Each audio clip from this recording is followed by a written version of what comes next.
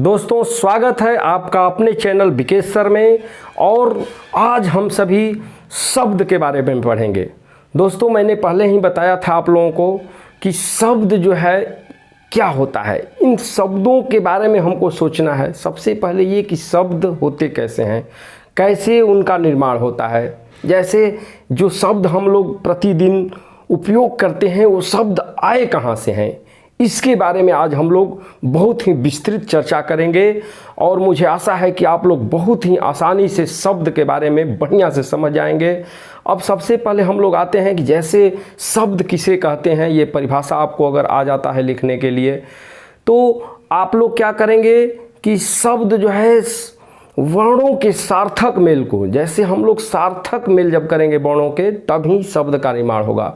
अर्थात वर्णों के सार्थक मेल को शब्द हम लोग कहेंगे। जैसे आप लोग आसानी से समझिए इसको, जैसे परिभाषा में हम लोग देख रहे हैं कि वर्णों के सार्थक मेल को शब्द कहते हैं। अब सार्थक का मतलब क्या होता है? सार्थक का मतलब होता है कि अगर हम वर्णों को मिलाते हैं, आपस में अगर वर्णों को मिलाते हैं तो उनका कोई अर्थ निकलना चाहिए। स और अर्थ अर्थात अर्थ के साथ। तो जैसे आप लोग देख रहे हैं कि हम लोग जो है क म और ल अर्थात ये वर्ण है, इनको हम लोग मिला रहे हैं क धन म और धन ल। तो इसमें आप लोगों को दिखाई दे रहा है कि कमल शब्द का निर्माण हुआ।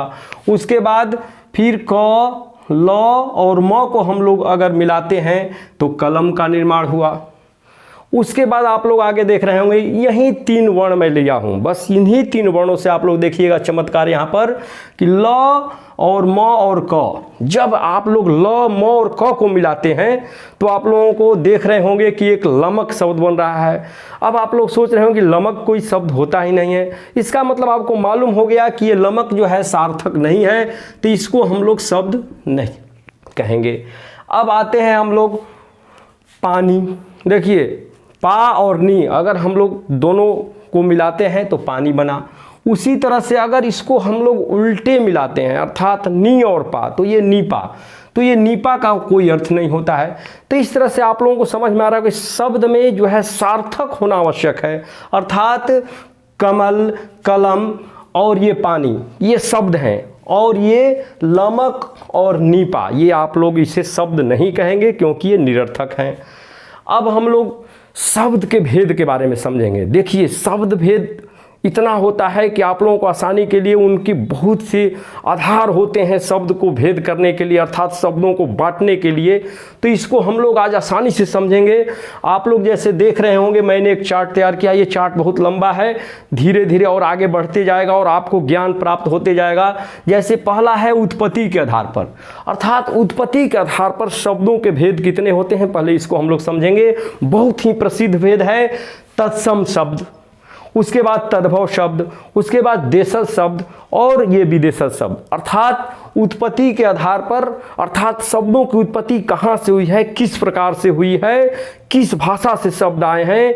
आप लोग जब इस तरह से शब्द को भेद में बांटेंगे तो आप लोग चार भेद समझेंगे। पहला तत्सम शब्द, दूसरा तद्भव शब्द, तीसरा देशज शब्द और चौथा विदेशज शब्द। अब देखिए तत्सम में क्या होता है।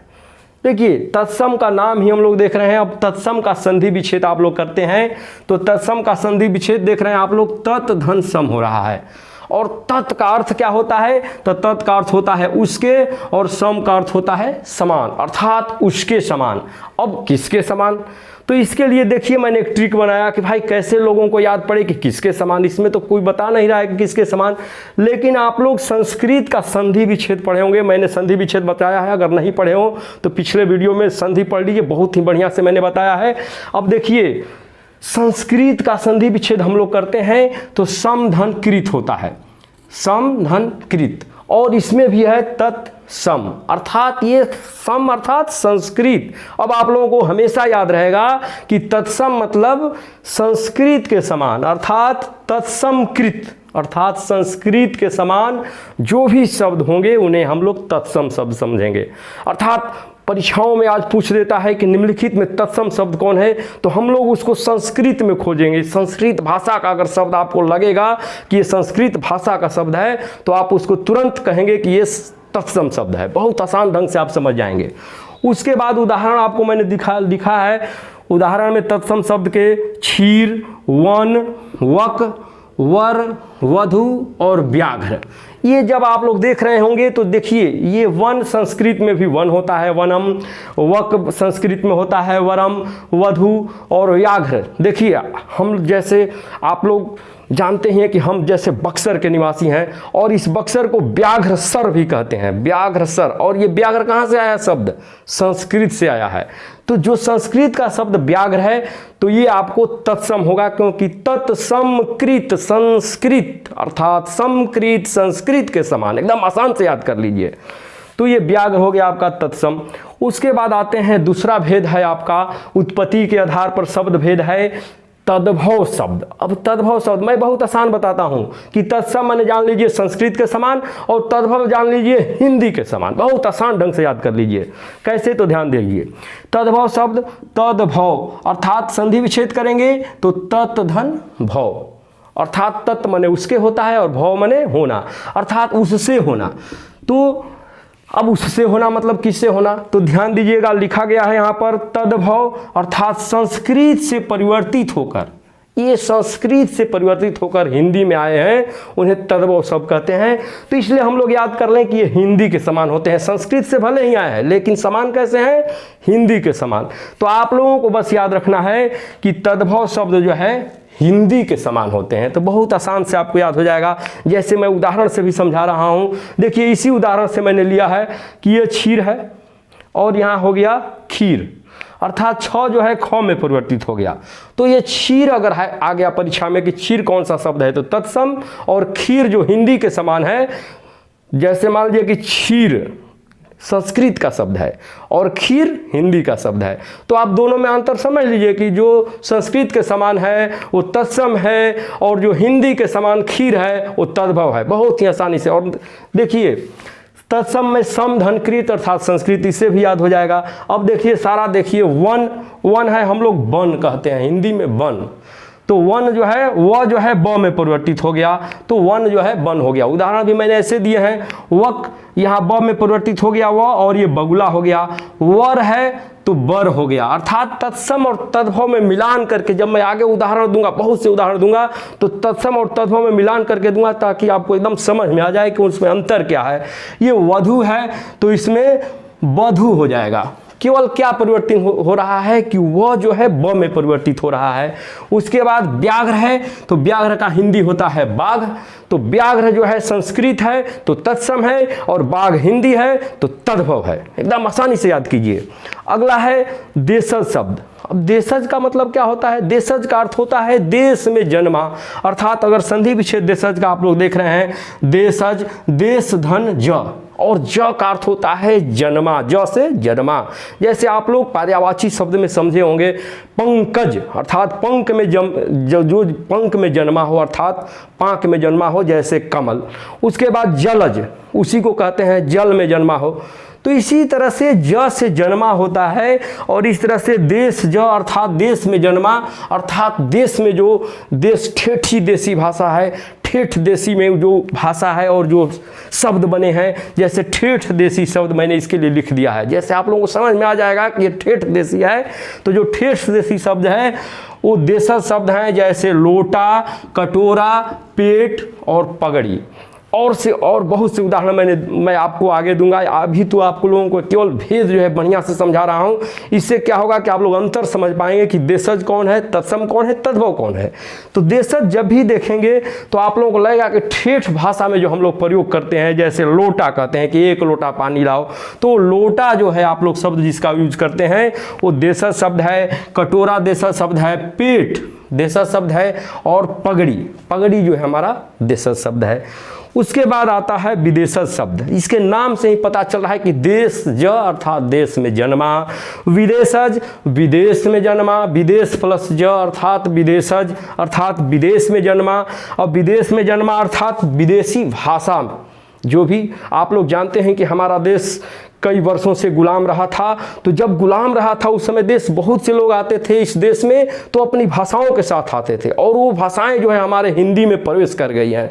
जैसे आप लोग जानते हैं पुर्तगाली हमारे देश में आए तो पुर्तगाली भाषा लेकर आए, फ्रांसीसी लोग भारत में आए तो फ्रांसीसी भाषा लेकर आए, उसके बाद तुर्की आए, अंग्रेज आए, अरबी आए और फारसी आए। जो भी आए फारस देश के आए तो फारसी भाषा लेकर आए, और हमारे देश की जो भाषा हिंदी थी उसमें जो है ये लोग परिवर्तित कर दिए।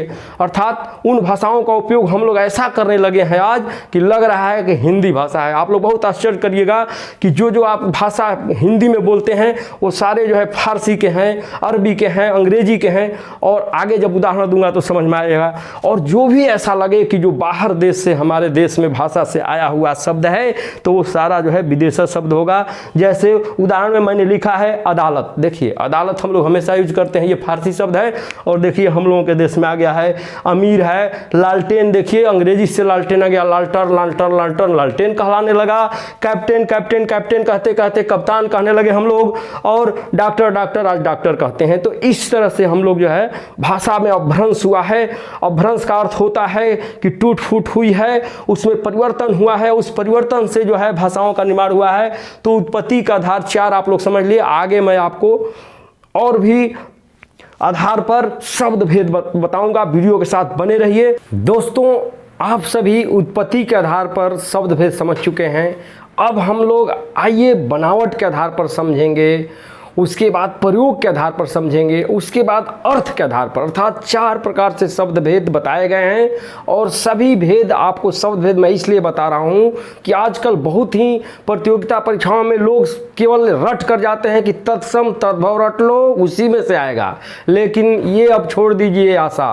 अब कंपटीशन बहुत हाई हो चुका है और बहुत ही टिपिकल क्वेश्चन आप जो सोचते हैं वो नहीं आता है। तो क्यों ना हम विस्तृत तैयारी करें, क्यों ऐसी तैयारी करें कि केवल तत्सम तद्भव रटे हैं। क्यों ना हम रूढ़ भी जान जाएं, योग रूढ़ भी जान जाएं, यौगिक शब्द भी जान जाएं, विकारी शब्द जाने, अविकारी शब्द जाने, सभी के बारे में। मान लीजिए किसी में पूछ दे कि निम्नलिखित में विकारी शब्द कौन सा है, तो आप तो केवल तत्सम तद्भव पढ़े हैं, तो विकारी के बारे में क्या जानते हैं। तो इस तरह से मैं आपको अपने चैनल पर सारा ज्ञान देना चाहता हूं कि आप लोग सारे भेद को समझ लें और सभी शब्दों के उदाहरण को समझ लें। क्योंकि वस्तुनिष्ठ में तो केवल आपको यही पूछेगा कि निम्नलिखित में योगरूढ़ शब्द कौन है। तो जो आप अगर इसको पढ़े रहेंगे, इस वीडियो को देखे रहेंगे, तो आपको दिमाग में आ जाएगा कि योगरूढ़ शब्द क्या होता है। जैसे आप लोग देखिए, हम लोग उत्पत्ति के आधार पर समझ चुके हैं कि तत्सम तद्भव देशज विदेशज। तत्सम अर्थात संस्कृत के समान, तद्भव हिंदी के समान, एकदम आसान ढंग से। देशज देसी ठेठ भाषा वाला शब्द, उसके बाद विदेशज विदेशी भाषाओं से आए शब्द। अब आते हैं हम लोग बनावट के आधार पर समझते हैं। जैसे आप लोग देख रहे हैं, मैं चार्ट के माध्यम से आपको समझा रहा हूं ताकि आसान से आप लोग याद कर लें। जैसे बनावट के आधार पर देख रहे हैं, पहला है रूढ़ शब्द। रूढ़ का अर्थ ही समझेगा रूखा, अर्थात उसको अगर तोड़ दिया जाए तो कुछ न मिले, अर्थात खंड सार्थक न हो। रूढ़ शब्द का मतलब खंड सार्थक न हो, उसको अगर तोड़ते हैं तो उसका सार्थक खंड न हो। अर्थात शब्दों के योग से नहीं बना है, वो वर्णों के योग से बना है। तो जो वर्णों के योग से बना है वो रूढ़ शब्द है। जैसे नदी, नदी में आप लोग देख रहे हैं न प्लस दी, तो न भी एक न अलग शब्द है, न दी अलग शब्द है। न का कोई अर्थ होता है और न दी का अर्थ अलग होता है। पानी पा और नी, अर्थात पा प्लस नी अर्थात पानी बना है। अर्थात शब्द के योग से नहीं बना है, ये वर्ण के योग से बना है। तो आप लोग समझ जाएंगे कि ये रूढ़ शब्द है, कुछ भी इसमें जुड़ा नहीं हुआ है, रूखा है, एकदम अकेला है। उसके बाद यौगिक शब्द अगर पूछ देता है कि यौगिक शब्द का निम्नलिखित में कौन सा उदाहरण, तो यौगिक शब्द आप लोगों को याद होगा जब मैंने पिछले वीडियो में आपको बताया था कि उपसर्ग और प्रत्यय, उपसर्ग प्रत्यय में यौगिक शब्द आए थे। तो सारा उपसर्ग प्रत्यय का जो भी उदाहरण मैं बताया हूं ये यौगिक शब्द हैं। समास में भी यौगिक शब्द बहुत से आए हैं। तो उस तरह से यौगिक शब्द का मतलब देखिए, नाम में ही परिभाषा है, नाम से ही आपको समझना है। यौगिक माने जुड़ा हुआ है, यौगिक माने जुड़ा हुआ है, शब्दों के योग से बना है। तो आप लोग समझ जाएंगे कि यौगिक शब्द क्या होंगे। और ये बनावट अर्थात किस तरह से बने हैं, बनावट के आधार पर यौगिक शब्द है, कैसे बने हैं। तो जैसे बनावट में देखिए, सार्थक शब्दों के योग से बने शब्द हैं। अर्थात ये भी है कि जो शब्दों का योग हो तो उनका अर्थ हो, कोई सार्थक शब्दों का योग हो। जैसे हिमालय आप लोग पढ़े हैं संधि विच्छेद में, हिमालय का संधि विच्छेद हिम प्लस आलय। अब देखिए हिम प्लस आलय।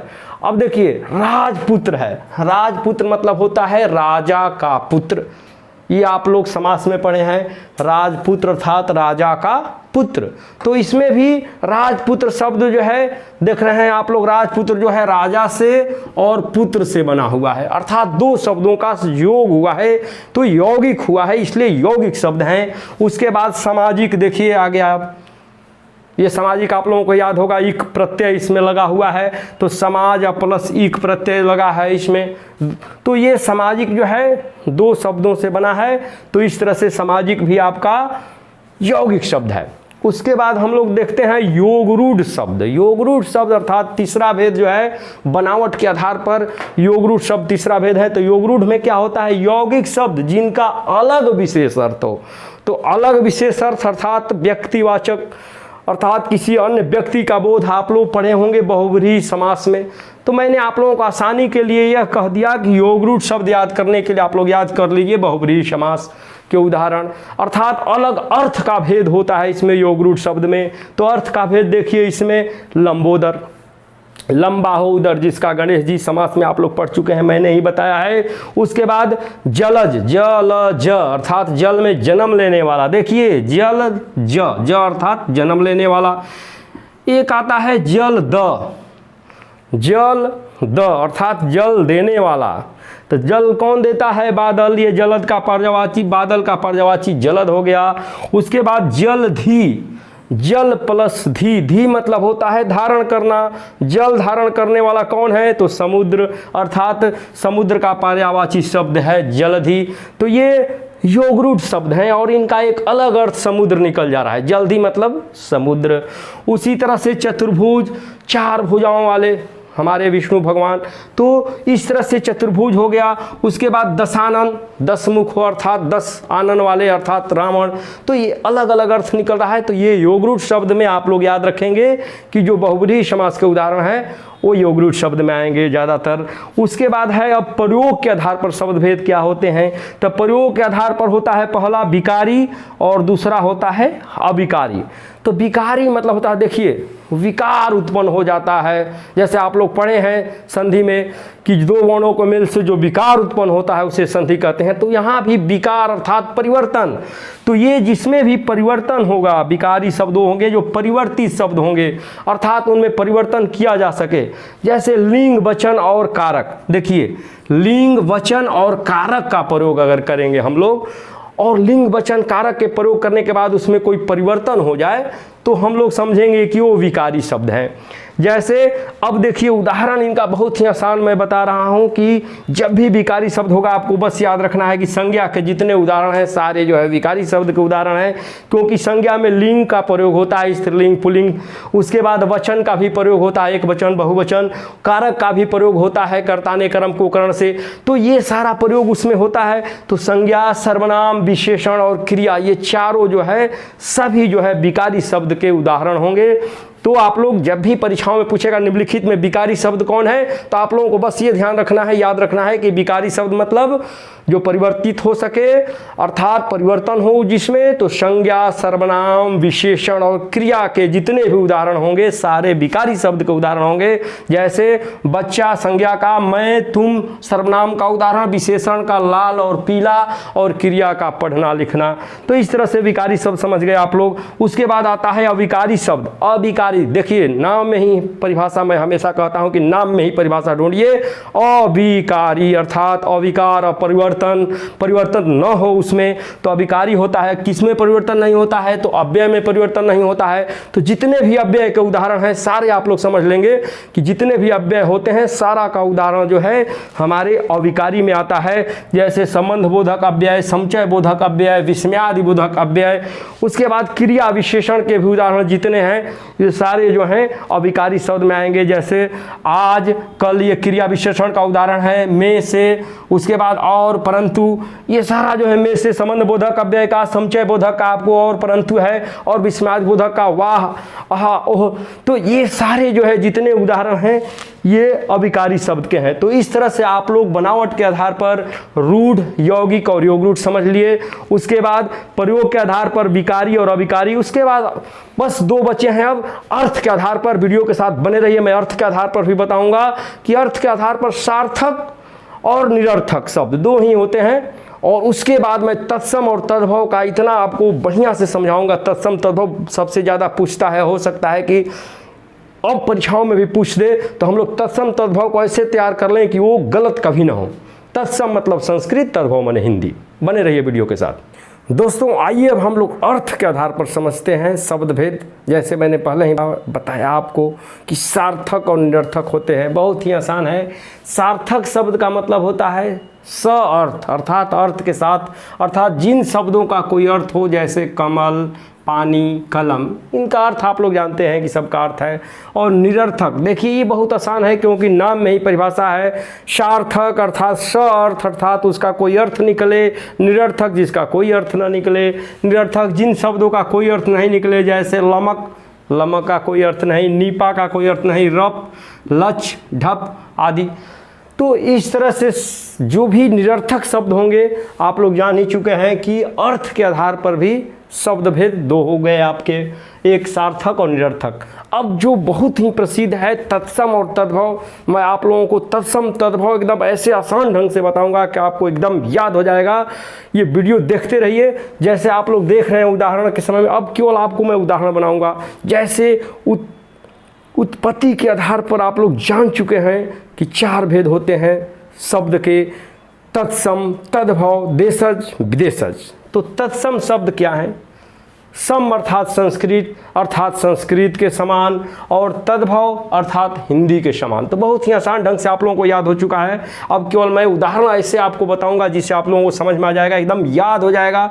जैसे संस्कृत के समान, और एक और ट्रिक देखिए इसमें। ट्रिक क्या है कि अगर 6, देखिए ये क्षत्रिय छ है, क्षत्रिय छ रहे, उसके बाद व रहे, मूर्धन्य स रहे आदि का प्रयोग जिसमें हुआ हो, ज़्यादातर जो हैं सारे जो हैं ये तत्सम के उदाहरण होते हैं। और देखिए क्षत्रिय छ के जगह पर ये छाता छ का प्रयोग हो, तो वहाँ पर हम लोग जो है हिंदी के शब्द समान समझेंगे और ये तद्भव शब्द होंगे। और कहीं कहीं छ के जगह पर ख का प्रयोग होगा, और व के जगह पर ब का प्रयोग होगा, मूर्धन्य स के जगह पर दंत स का प्रयोग होगा। तो आप लोग समझिए कि वो तद्भव शब्द है। जैसे उदाहरण से आप लोगों को एकदम याद हो जाएगा। जैसे देखिए अक्षत, यहाँ देखिए ये जो है क्षत्रिय छ है, यहाँ पर आ गया छाता छ। तो आप लोग याद रखिए कि क्षत्रिय छ रहेगा तो संस्कृत के समान है, तत्सम शब्द है, और छाता छ है तो तद्भव शब्द है। देखिए कितना मामूली सा अंतर है, इन अंतरों को आपको समझना है। और मैं आप लोगों को अंतर ऐसे बताऊंगा, उदाहरण इसलिए नज़दीक लिखकर समझा रहा हूँ उसी तरह का, ताकि आपको याद हो जाए। जैसे देखिए अक्षत में अक्षत, उसके बाद इसमें भी अक्षर में ये क्षत्रिय छ का प्रयोग है, यहाँ छाता छ का प्रयोग हुआ है अक्षर।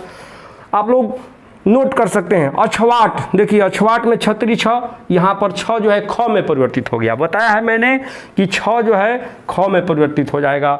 उसके बाद अक्षी, ये छ जो है ख में परिवर्तित हो गया, तो अक्षी से आँख हो गया। तो जब अक्षी परीक्षा में पूछेगा कि अक्षी किसका शब्द है, किसका भेद है, किसका उदाहरण है, तो तत्सम का उदाहरण है। और आँख, तद्भव अर्थात आँख जो है हिंदी के समान है, तो ये तद्भव का उदाहरण है। उसके बाद क्षेत्र है खेत, देखिए क्षेत्र में क्षत्रिय छ, यहाँ छ जो है ख में परिवर्तित हो गया, छ ख में परिवर्तित हो गया, क्षेत्र खेत हो गया। तो क्षेत्र आपका तत्सम हो गया और खेत हो गया आपका तद्भव। क्षार खार, उसके बाद क्षण छन, छूर खूर, बहुत आसानी से आप लोग समझ रहे होंगे। ये क्षत्रिय छ से क्षीर बना है, और जब वहीं क्षीर खीर हो गया तो आपको तद्भव हो गया, तत्सम हो गया क्षीर। छुरप्र, छुरप अर्थात खुरपा, अगर छुरप्र पूछे तो तत्सम शब्द है, और खुरपा हिंदी के समान है तो तद्भव शब्द है। कुक्षी संस्कृत के समान है, और इसमें क्षत्रिय छ है तो निश्चित है कि तत्सम का उदाहरण है। और कुक्षी के बाद कोख, ये छ जो है ख में परिवर्तित हो गया, कोख हो गया, तो ये जो है तद्भव शब्द है। छति में क्षत्रिय छ है, और ये छाता छ है छति में, तो तत्सम ये हो गया छति, क्षत्रिय छ तत्सम हो गया, और छाता छ जो है तद्भव हो गया। उसके बाद क्षत्रिय, उसके बाद क्षत्रिय, यहाँ देखिए यहाँ पर छ जो है ख में परिवर्तित हो गया। पुनः छुरी का छुरी हो गया, अर्थात ये छतरी छ और ये छाता छ, मात्र इतना अंतर है। छतरी छ अर्थात तत्सम, छाता छ अर्थात तद्भव। और शब्दों में बहुत मामूली सा अंतर है, बहुत ही परीक्षाओं में, टिपिकल परीक्षाओं में देख रहे हैं, प्रश्न में पूछ देगा, आप लोग नहीं अगर ध्यान देंगे तो गलत हो सकता है।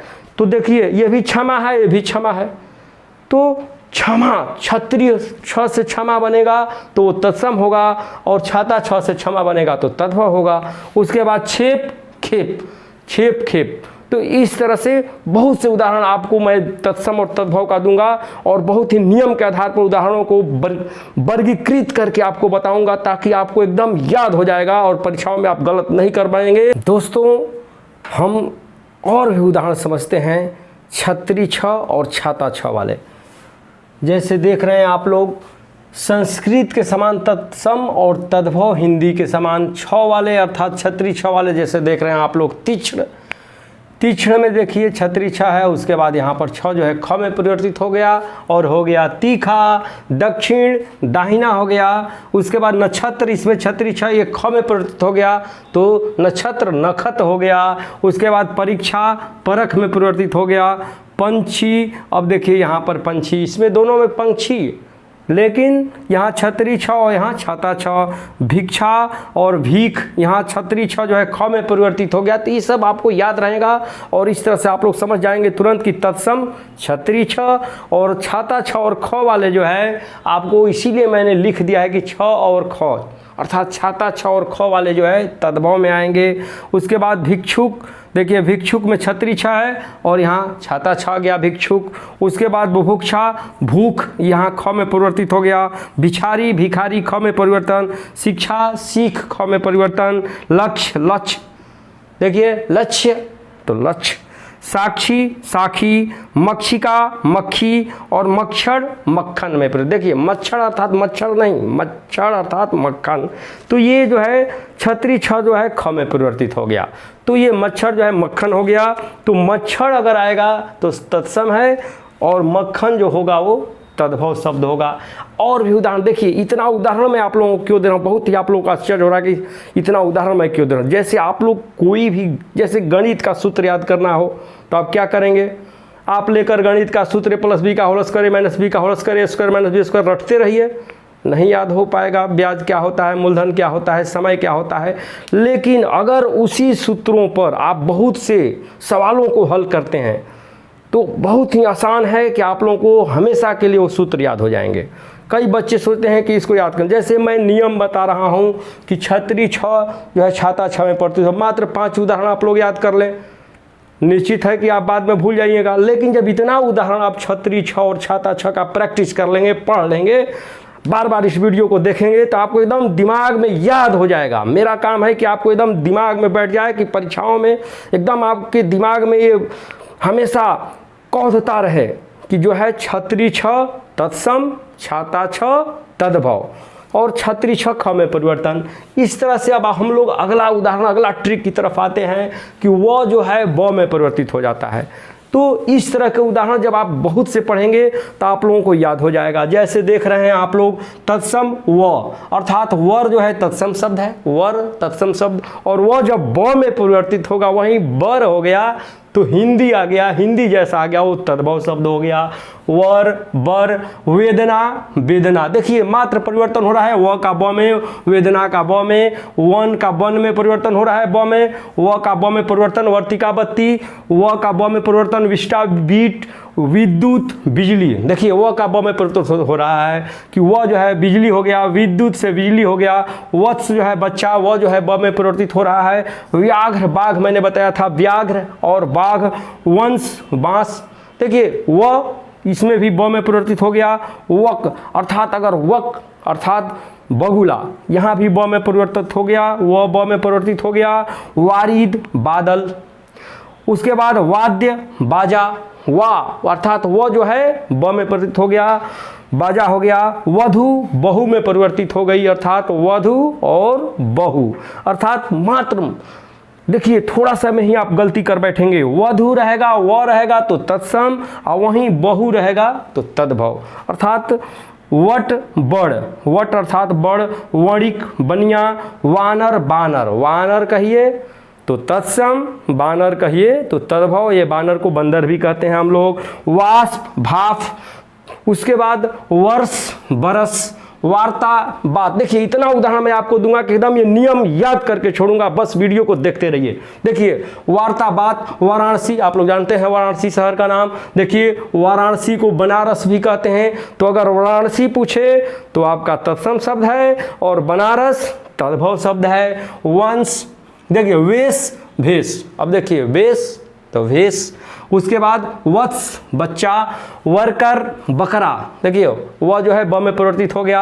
वर्षा, वर्षा को हम लोग बरसात भी कहते हैं, तो जब वर्षा कहेंगे तो हम लोग वो तत्सम होगा, बरसात कहेंगे तो तद्भव होगा। यही ध्यान रखना है आप लोगों को, ज़्यादा मैं बता नहीं रहा हूँ, बस आपको समझा दे रहा हूँ। आप लोग इन उदाहरणों से केवल देखते देखते आपको याद हो जाएगा, बस बार बार देखना, हाँ मेहनत करना पड़ेगा। ये नहीं है कि बस 5 उदाहरण पढ़ लिए मुझको तो याद हो गया, नहीं याद होगा। निश्चित है कि जब तक ज़्यादा से ज़्यादा उदाहरण नहीं पढ़ेंगे एक नियम पर तब तक नहीं याद होगा।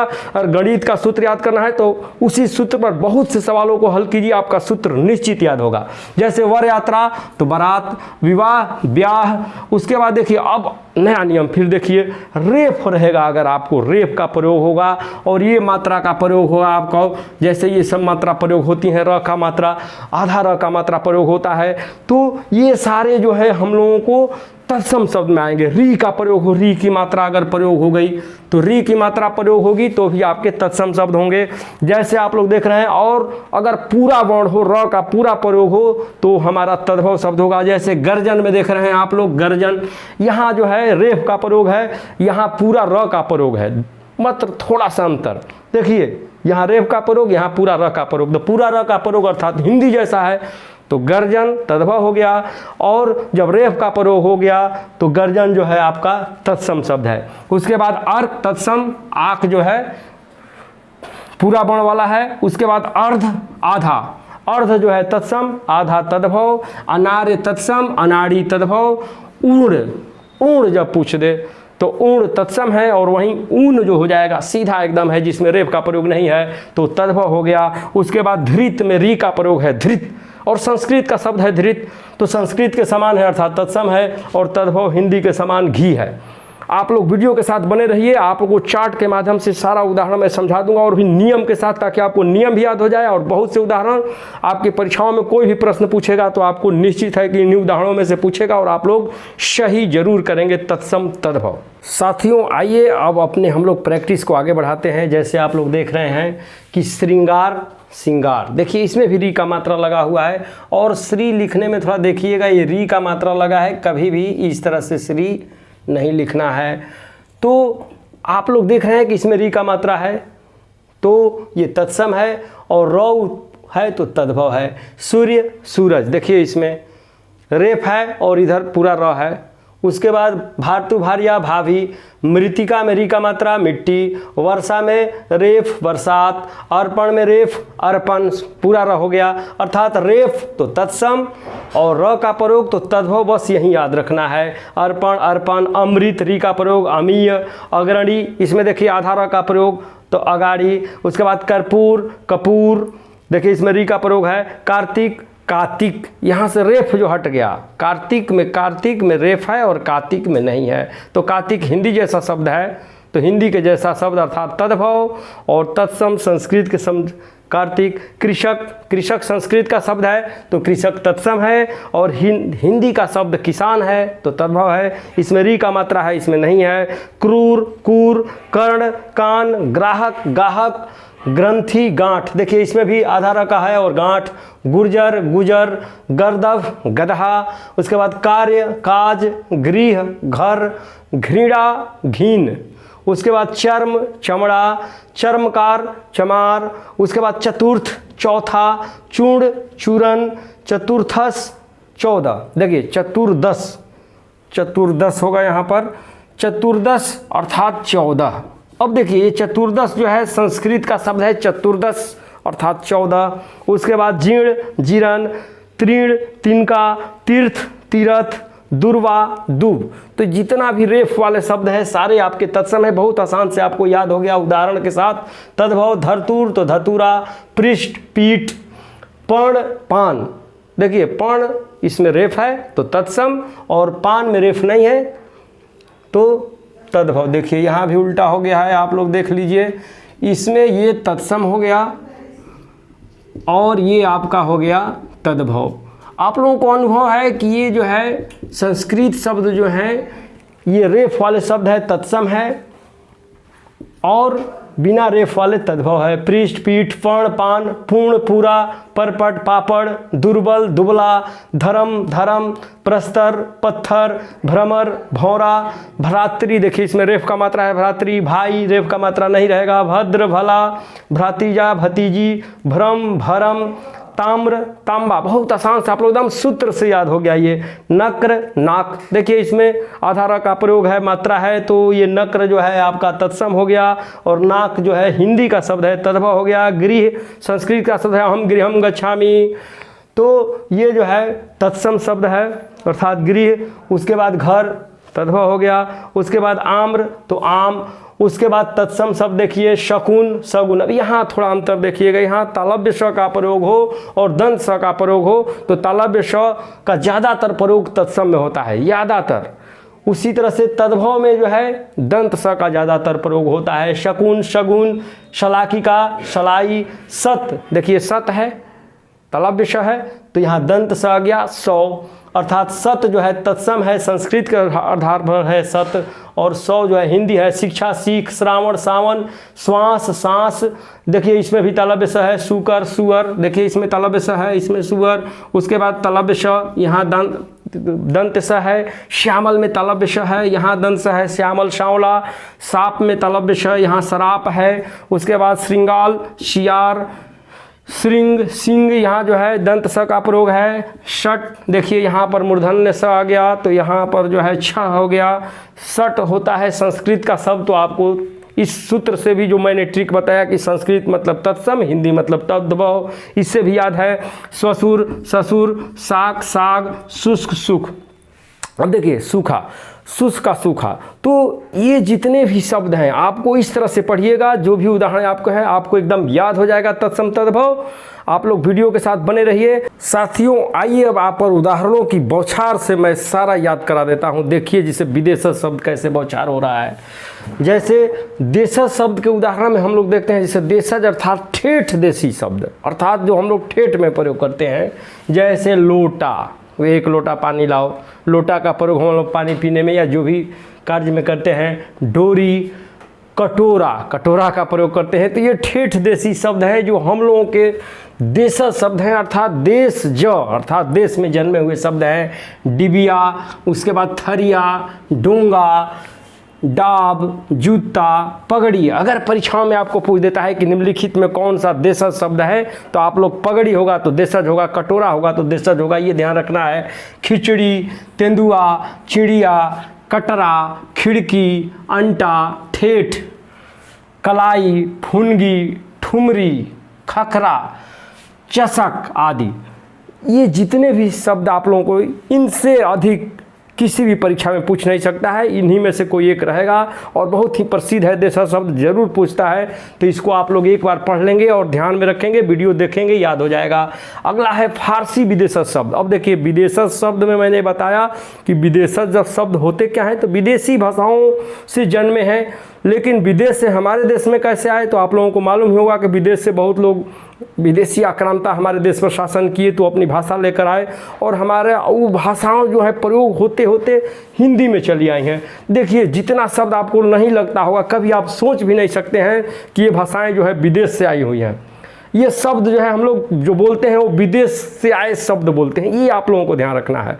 जैसे देख लीजिए, और मैंने अलग अलग करके आपको याद करने के लिए आसानी से समझाया है। जैसे आप लोग देख रहे हैं फारसी के विदेशज शब्द, अर्थात फारस देश से जो लोग आए थे वो फारसी भाषा लेकर आए थे, तो ये फारसी भाषा का शब्द है अफसोस। अब जान लीजिए आप, मैं अफसोस कर रहा हूँ और ये फारसी का शब्द है।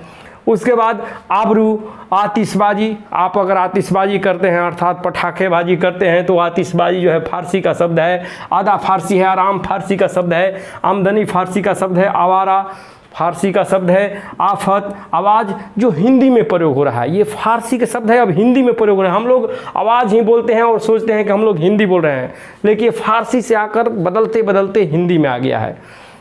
अब देखिए आईना, उम्मीद, कबूतर, कमीना, उसके बाद कुश्ती, किशमिश, किनारा, शादी, मकान, मजदूर, रंग, खुद, खामोश। खामोश, ये भी खामोश जो है देख रहे हैं आप लोग, फारसी का शब्द है जो हिंदी में प्रयोग होता है। खाल, खरगोश, गज, गुम, गवाह, गिरफ्तार, गुलाब, गरम, गोश्त, चाबुक, चादर, चिराग, चश्मा, मलाई, मजा, मुर्गा, मुर्दा, मरहम। उसके बाद यार, सितार, सरदार, सरकार। देखिए सरकार भी फारसी का शब्द है। सूद और सौदागर, अर्थात जो भी शब्द आपको लगे, देखते ही लग रहा है कि ये विदेश से आए हुए शब्द हैं। और इन भाषाओं में आप लोग ज़्यादातर देखते हैं कि जो हम लोग प्रयोग कर रहे हैं ये आपको लग ही रहा होगा कि ये विदेश से आए हुए शब्द लग रहे हैं। जैसे अरबी विदेशी शब्द है अजब, अमीर, अक्ल, अशर, अल्लाह, आखिर, आदमी, आदत, इनाम, इज्जत, इमारत। देखिए मुग़ल काल में आप लोग देखते हैं, मुग़ल काल में ऐसे शब्दों का प्रयोग हुआ है। तो ये मुग़ल काल से आप लोग देख रहे हैं, और मुग़ल काल के पहले जो भी घटनाएं हमारे प्राचीन इतिहास में आप लोग पढ़े हैं, तो ये शब्द जो हैं आपको लग रहे होंगे कि जैसे प्राचीन इतिहास के शब्द हैं, अर्थात जैसे हम लोगों का प्रयोग से ही पता चला। जैसे इस्तीफा, इलाज, औरत, औलाद। थोड़ा सा दिमाग लगाना है, आपको एकदम समझ में आ जाएगा कि औरत, औलाद, औसत, कब्र, दुनिया, दुकान, फ़कीर, मुकदमा। देखिए मुकदमा शब्द हम लोग बोलते हैं तो मुकदमा लगता है कि जो है आपका अरबी शब्द है जालिम, अर्थात उर्दू भाषा जैसा लग रहा है कि उर्दू जैसे हम लोग बोल रहे हैं। हैजा, हाजिर। उसके बाद अंग्रेजी विदेशी शब्द, ये अंग्रेजी शब्द तो आप लोग बहुत, अभी अंग्रेजी का प्रयोग बहुत ज़्यादा प्रचलन में है। तो अंग्रेजी के शब्द कैसे हैं, जैसे ऑफिसर, ऑफिसर कहते कहते अफसर हो गया। उसके बाद देखिए इंजन है, इंजन, इंजन होता है अंग्रेजी, और इंजन, इंजन, इंजन तब तक इंजन हो गया, हिंदी में आ गया इंजन अंग्रेजी से। डॉक्टर, लालटर्न, लालटर्न, लालटर्न कहते कहते लालटेन हो गया। स्लेट, स्लेट कहते कहते स्लेट हो गया।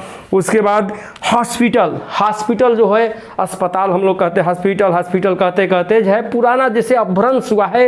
ये भाषाओं में टूट फूट होती है, परिवर्तन होता है, उसी परिवर्तन से जो है शब्दों का निर्माण होता है। और इस तरह से टूटते टूटते ये सारे हिंदी के शब्द हो गए हैं, लेकिन ये विदेशी भाषाओं से हमारे हिंदी में शब्द आए हुए हैं। मील, माइल से मील हो गया। बॉटल बोलते हैं, bottle, bottle, one bottle water, और बॉटल जो है बोतल हो गया कहते कहते। उसके बाद कैप्टन, कैप्टन, कैप्टन, ये कैप्टन हो गया। तो इस तरह से आप लोगों को रेलगाड़ी, गार्ड, जेल, क्रिकेट। देखिए क्रिकेट भी आप लोगों को अंग्रेजी से आया हुआ है।